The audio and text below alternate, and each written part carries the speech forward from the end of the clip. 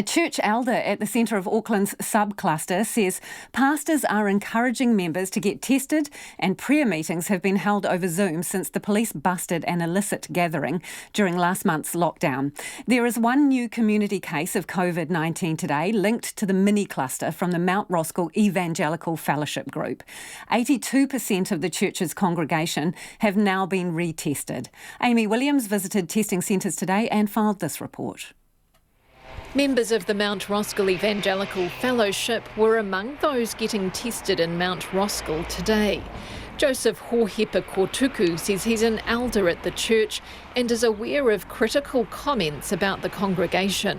A lot of critical people that are not Christians, because they're not Christian, they don't understand where we stand. I see a lot of criticism. And, that doesn't worry us. We're doing what God has instructed us to do through the Word of God. Mr. Kortuku describes himself as a born-again Christian, saying God is his healer, but believes it's also important to use wisdom and abide by the law.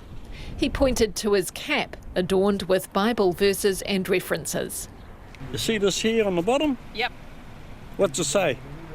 It says, Yahweh Rapha. Yeah. Lord, my healer. Yeah. See, that's the fact of life in this world, in this sinful world we're living in. Mr. Kortuku says he got a test after receiving a call from one of the church pastors encouraging him to do so.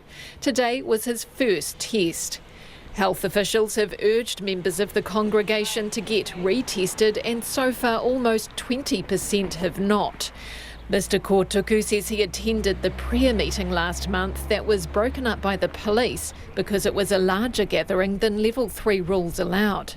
I understand that they have to do their duty because of the government law. You see, we all understand that. We're not perfect, sort of, but we are obedient to the Word of God.